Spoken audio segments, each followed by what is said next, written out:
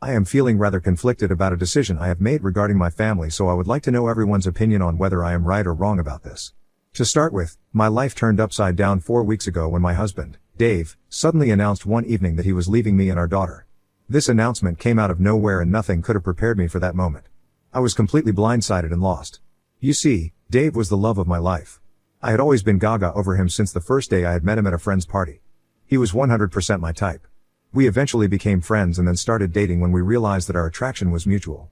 Getting into a relationship with him was easy, but the only thing that was missing from our relationship was sex. Right from the beginning, Dave had a laid-back approach when it came to intimacy, and would hardly initiate romance in any way. I was less experienced than him, so this nonchalant attitude of his would make me question if he even found me attractive at all. Each time, he would assure me that he did, but would then come up with excuses like he was too tired after work. What really bugged me was that he would eye other women when we were out in public, so this wasn't like he wasn't attracted to women. Our physical connection was infrequent, happening maybe every 6 weeks, turning our relationship into more of a close friendship with occasional romantic moments.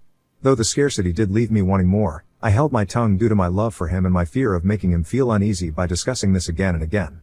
I convinced myself that with his experience, he would take the lead if he wanted more intimacy, so I decided to accept our situation as it was. It's important to note that Dave suffered from depression after his dad passed away when he was in college, so he was on medication which might have been resulting in his low libido, or so I thought. Unlike our physical connection, Dave heavily relied on me emotionally. He was an introvert and never really shared a lot of personal things about his life with his friends, but when I came into his life, this changed. He started opening up to me about his childhood, his dad, and the family. I was happy to support him and be there for him in whatever way that I could. When I met his mother, Martha, for the first time, she was quick to notice this and gushed to me later how it had been years since she had seen her son so happy. Although we had a great 4 years of dating before he finally proposed to me, we did have a few hiccups where I'd caught him texting other women sometimes. The incident that stands out is when I once caught him talking to his ex-girlfriend about us during the initial months of our dating. His ex-girlfriend, Sonia, had been caught cheating on Dave with his friend Faz.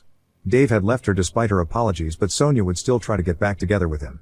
I remember how she would text him a lot in the initial days of our flirting, and Dave would tell me that it was his ex's turn to grovel and that he would never ever be with a cheater like her. This is why it shocked me when I went through their chats and saw that he had been complaining about me, my job, my weight, my looks, and my cooking, among other things, to Sonia. Sonia had of course initiated all the conversations by telling him how she was better looking than me, but Dave, instead of defending me and blocking her, had kind of agreed to her. He had written long paragraphs about how I was definitely not his type and how he preferred women like Sonia, but since Sonia cheated on him, he had decided to settle with someone like me. Sonia had used derogatory comments about my belly, double chin, and back by using words like how I looked like a penguin. As you can imagine, I was utterly shocked and disgusted reading their chats. To clarify, I am not and I have never been overweight. I go for yearly visits to the doctor and work out whenever I can. It's true I was not overly fit like his ex, who used to play volleyball for her college, but there was no reason for them to talk about me this way. Their entire interaction wasn't flirty in any way, but all they talked about was me and how much they both disliked my looks. There was even a picture of me in a dress which I had worn for a friend's wedding, and Dave had sent it to my ex saying, "You would look much better than her in this dress," and she had gleefully agreed. I was at a loss for words and broke down crying. That night when Dave returned home, I confronted him about the chats and his face went white as a sheet. He immediately went down on his knees and apologized for how wrong he was to do this. I told him while crying that he could have just talked to me about this if he wasn't attracted to me, and we could have broken up without any drama, but Dave started pleading, saying how he loves me from my heart and that he couldn't survive without me. He continued to tell me how even though I was not his ideal type when it came to looks, I was still the person he wanted to be with. I was ready to leave that night, but his crying and groveling changed my mind. I hate how much I used to love him because, despite all these clear red flags, I thought this man would eventually change to appreciate me for who I am. After this conversation, I asked Dave to block his ex and he agreed, promising me that he would never talk to her again. This, coupled with a few other minor incidents, like when I found him chatting with random women on dating apps in the second year of our relationship, and he quickly apologized and deleted the apps, were the only ever hiccup in our dating life. In the months leading up to Dave proposing to me, he seemed to have changed and we were the happiest, which is why I didn't think twice before saying yes to him. Since our marriage, we seemed to have had a better and more fulfilling relationship. We were consistently intimate with each other, and he would tell me every day how much he loved me. We loved cuddling and watching movies or sleeping together on the weekends. Eventually, I got pregnant with Cece. Initially, Dave wasn't happy about the pregnancy since he was scared about our finances and was worried if we would be able to afford living with a baby, but I reassured him that I would get back to my job after my childhood so we could still afford our lifestyle. Dave's mother and my parents were there for us after I gave birth to Cece and have been a huge help when it comes to babysitting on the days the both of us have to work. Although Dave hasn't always been a present father and hardly helps out with her, I have never once pressured him into thinking he would eventually come around. The only good thing about him was that he would help me out with chores around the house even if he had a tiring day at work, unlike other husbands that I have heard of from my friends, which is why I never for once imagined that the day would come when he would want to leave me and Cece. Dave had been acting distant and strange for weeks leading up to the revelation, but I had brushed it off as work-related stress. We had been together for a long time and had stuck by each other through thick and thin, so I thought he would eventually get better, but 4 weeks ago, Dave finally confessed that he couldn't live with us anymore and wanted to go away somewhere far to find himself. At first, I thought he was joking because this couldn't seriously be something a sane married man would say to their family with a newborn baby, but Dave continued to say how living with us was making him question the meaning and purpose of his life and how he was done with this charade. Every word he spoke cut through me like a knife, and I felt a mixture of anger and despair swirling in my stomach. He continued to reassure me that he still loved us, but he couldn't deny what he was feeling any longer, and that if he continued to live with us then he would just get more and more frustrated every day. I asked him point blank if he had been taking his medications on time, and he got very angry hearing that, since I thought this was a result of his depression. If this had been the case, then we could have gone for counseling to help him feel better, but Dave started shouting at me about how I and Cece were the cause of his depression and how living with us had made him hate his life. I froze hearing the hate and disgust in his words. Out of nowhere, he started accusing me of baby trapping him, which was absolutely ridiculous because he didn't pay a single cent for Cece. I earned significantly more than him and paid almost 80% of our bills, including taking care of Cece, since he had a minimum wage job. How could I baby trap him when he didn't have any money, to begin with? When I pointed this out, Dave said how he thought having a daughter would fix his life, but he has since realized that he didn't want this life anymore. I was overwhelmed by a whirlwind of emotions, unable to make sense of what was happening, and it felt like the walls of our home were closing in on me. My voice quivered as I asked him directly if he was planning on leaving me to take care of our daughter, and he nodded slowly, saying how I'm the mother, so Cece should be my responsibility. I sat there in shock as he continued to say how, although he didn't expect me to understand, he needed to do this for himself. He had given it a lot of thought, and he was going to start a new life far away from us where he could be himself. The world came crashing down around me. I just couldn't believe that my husband was leaving me and our infant child. My first instinct was to scream, to plead, to do anything to make him stay, but I looked at his face, and I knew that he had already made his choice, and there was no turning back. That night he didn't even sleep next to me in bed and went downstairs to sleep on the sofa. This was the first time we had slept apart from each other, so I knew that he was serious and had given this a lot of thought. Dave moved out the following week, leaving me to explain to everyone that Dave had left us. When I first told my family about Dave, they had the same reaction as me. They just couldn't understand why on earth my husband and boyfriend of so many years would do something like this. My parents immediately wanted me to pursue this legally, but at that point in my life, I felt numb and shattered, so I needed some time to let this sink in. Dave's mother was utterly broken when I gave her the news. She called him multiple times, pleading with him to return to us, but he told her the same story about how he needed to find himself. Everyone was quite worried about him since they all thought this was a result of his depression, but the way he was behaving seemed like he had given this a lot of thought. 2 days after Dave had left, I discovered that he had also emptied our entire savings account while I was out grocery shopping for the house, and our card declined. I was shocked, and when I went to check my balance I discovered that the account had been wiped clean. My first thought was that someone had hacked into our account, but later I discovered that it was Dave who had taken out all the money. This joint account had money that I earned as well, and Dave had taken out everything without even discussing it with me. I was furious and shocked. I had to call my parents for help, and thankfully, my dad came to my rescue. He then drove me back to my place while I was worried sick about how I would be paying the rent that month and taking care of other bills. This is when my dad made me sit down and told me very seriously that I needed to move on from Dave and look at the reality of the situation. He pointed out how my husband had knowingly wiped the account clean without discussing it with me and left me and my child to starve. Watching Cece look at me with her beautiful blue eyes is when the fog slowly started lifting from my eyes. I finally understood what Dave had done to us. Had it not been for my dad, my child would not even have clean diapers to wear or food to eat. For the first time in my life, I had someone other than me to think about, and my dad was right. Cece deserved better than this. I made up my mind that I would be visiting the lawyer's office with my dad the very next day so I could start the divorce procedure. My parents, who I will always be thankful for, offered to let me move in with them and stay in their basement so I could have some privacy while taking care of Cece and also get my life in order. I couldn't believe it, but at the age of 32, I had zero money left and a child to take care of, thanks to my poor judgment of choosing a pathetic man like Dave. As you can imagine, I wanted to mentally break down, but for Cece, I tried to keep it together. I had never reached rock bottom this way and felt lost. I had to take a few days off from work so I could shift to my parents' place and get everything in order. Eventually, days passed and my family and friends rallied around us, offering me support and a shoulder to lean on. My parents would babysit Cece whenever they could, and Dave's mother, Martha, would come to visit. Once my lawyer had drafted the divorce papers, I wanted to mail the divorce papers to Dave, but he seemed to have changed his number and I had no idea how to get in touch with him. Hence I decided to talk to Martha and ask her if she knew where her son was. Martha broke down when she found out that I was divorcing Dave. She started to tell me how she had never imagined that this day would come and begged me to reconsider, but my parents backed my decision. I reassured Martha that she would always have a place in Cece's life regardless of my divorce and asked her to inform Dave about this.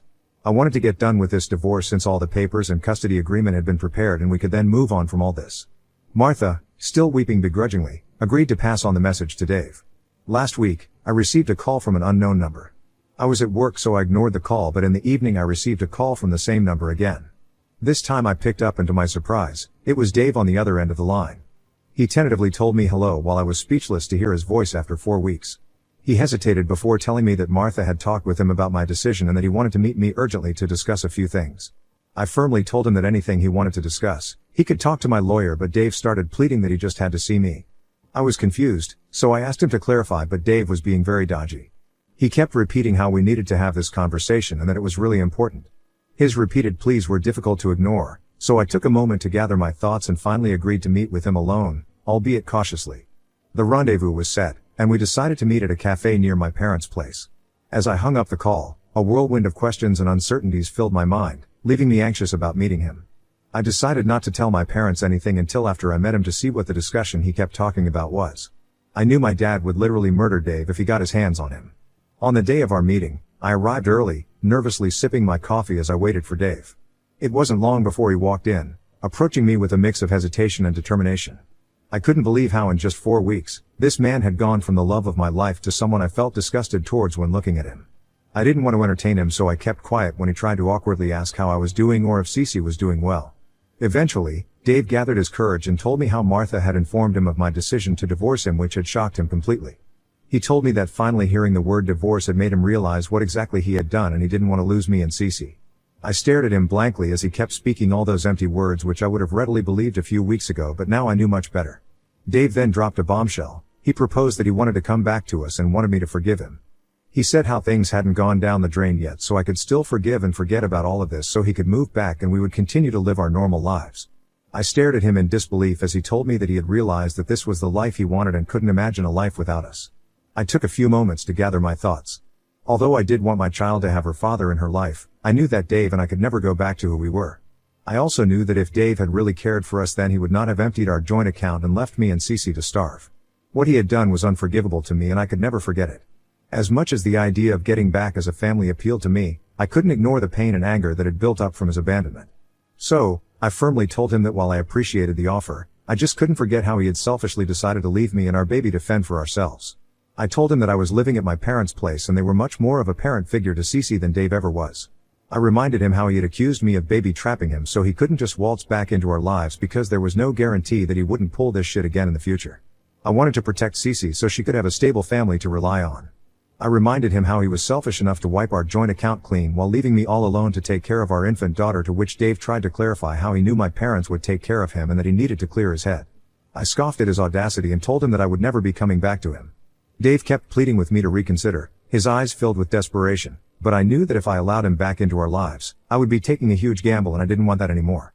My heart ached a bit at the thought of rejecting his offer, but I couldn't overlook the permanent emotional scars he had left behind. I walked out of the cafe thinking this would be the last time I had to hear of this.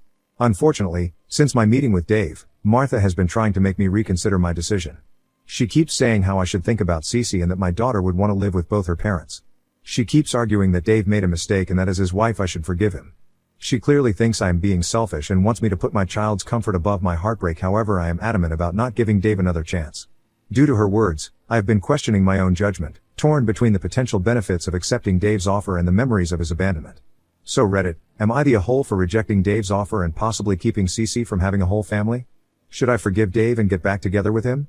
Update 1. In just a few days, I have received thousands of comments and messages from people. I am glad that a majority of you don't think I am the a-hole. I listened to everyone's advice and decided to first talk to my parents regarding this. They were shocked to hear that Dave had gotten back in touch with me, and my mother was furious that I went to meet him all on my own. My dad told me how Dave's constant changing of mind was really worrisome and this could be a mental health issue, just like a lot of people have been commenting, so I should not be meeting him all alone. I agreed and told my parents of my decision to not let Dave back into our lives. My parents heaved a sigh of relief and told me that this was the right decision and that I should continue to focus on my divorce. Following this, I plan on talking to my lawyer about the next course of action so we can speed up the divorce process. I know there will be people who will think that I should forgive Dave, but this is no longer about me. My daughter deserves to have a more loving parent, and clearly, Dave doesn't love us, so he doesn't deserve to have a second chance. Also, there are a few people who seem to think that Dave might have left me for another woman and it couldn't have been just his mental health issue. Well, to be honest, I really don't care what his reason was. He abandoned us and left me to pick up the pieces regardless of why he chose to do what he did. Update 2. The divorce papers have been served to Dave, who is apparently living with his mother currently. Since then, his relentless calls have become increasingly desperate over the past few weeks, and no matter how much I explain to him that I do not want him back, he keeps calling. As a non-confrontational person, I feel cornered and emotionally drained by his constant attempts to reach me. Martha has also been sending me messages about forgiveness and the sacrifices of being a good mother. My dad decided to take matters into his own hands and went to pay Dave a visit. He firmly told Dave that he was lucky that there were laws in our country, otherwise he would have buried him alive after what he did to me and his granddaughter. My dad is a buff, military guy, so I can only imagine how scared Dave must have been after their talk. My dad warned him to not contact me unnecessarily and that he could communicate through his lawyers only. Martha tried to make my dad see how forgiving Dave would be best for everyone, but Dave retorted that she should have raised a better son who should have never walked out of his family in the first place. Martha argued that Dave was going through something mentally, but my dad pointed out how he had blamed me and Cece for walking out, so she should be blaming her son for all this and not asking me to forgive him. Her texts also stopped after this. Meanwhile, despite all this, I am trying my best to not lose my focus on my work and perform well. I don't want to lose out on my job since I am saving up money to eventually move out on my own. My parents have been more than helpful and I am grateful for them every day. I don't know what I would have done if I didn't have the support of such loving parents. I have blocked Dave for now, so he can't disturb me anymore. I plan to see him directly during our divorce proceedings. Update 3. It's been 2 months since my last update, and I can finally give an update. Our divorce is proceeding as updated earlier, and Dave has been fighting tooth and nail to make this as hard for me as possible. He clearly just wants to drag it out. Since we both own nothing, there is no property to split, and I do not want anything from him in alimony. But his lawyer has been demanding equal co-parent rights when it comes to Cece, which is absolutely ridiculous because I do not want my daughter to be anywhere with an unstable person like him. To protect my daughter, my lawyer then had to tell the court about Dave's mental health issues over the years, which I would have otherwise not liked to discuss, and how he abandoned us out of nowhere by taking all the money from our joint account and blaming me for baby trapping him despite me earning more than him. I am hoping that the court realizes how unreliable he is and doesn't grant him custody, because there is no guarantee of what he can do to Cece with how his mind works if she is left with him all alone. Dave's mother, Martha, comes to all our court proceedings and looks at me with disdain, but I neither acknowledge her nor do I care any longer about how she feels. I would have accepted her having a relationship with my daughter had she not decided to blame me and coerce me into forgiving her pathetic son. I will do what is best for my child. She has tried to talk to me several times after our court sessions, but my dad always quickly whisks me away from her. I know that it's going to take a while before I am freed of Dave legally, but in the meantime, I have decided to take some time off so I can take my parents and Cece to Napa Valley. My parents had always wanted to go there, and I feel like we all need a break from this ongoing drama. I want to create beautiful, joyous memories with my family despite what we are all going through. I know as long as we have each other, we can face whatever the future holds with strength and resilience. Update 4. Since my last update 5 months ago, I have some happy and exciting news to share. First of all, I was recently promoted at work, and it feels like a huge accomplishment since I now have better pay and can finally earn a comfortable income that would allow me to move out and live comfortably on my own with Cece. Although my parents don't want me to go, since they have become extremely close with Cece, I feel like this is a necessary step to find my own independence, and they understand. The promotion did not just bring financial security but also the satisfaction of knowing that my hard work and dedication had finally paid off in the end. Secondly, I am finally divorced. Thanks to my lawyer who fought for me every day for the last few months, I am finally free from Dave and his mother. They did try to make my life hell, but in the end, the judge saw that Dave wasn't a fit parent. They have ordered Dave to pay child support every month and go for mandatory therapy sessions where he will be monitored. If the results are positive, then he may reappeal the decision of his parenting rights if he wants to. I doubt that he will go through all this again, but in case if he ever decides to do that, then I am ready to fight him again. My family and friends have stood by my side throughout all this, providing me support in any way that they can. Now that I am earning more than enough, I plan on going to therapy. I understand that I might have abandonment issues, so these therapy classes will help me better process my emotions and work through any lingering issues so I can be a better parent to Cece. I have been researching therapists with expertise and have found a compassionate and experienced therapist who specializes in helping families navigate such complex emotions. Despite the challenges and emotional turmoil we have faced, my family and I are going to be okay. This chapter is far from over, but I am going to be writing my own story from now on, and I am determined to ensure it's one filled with love, trust, and growth with my daughter.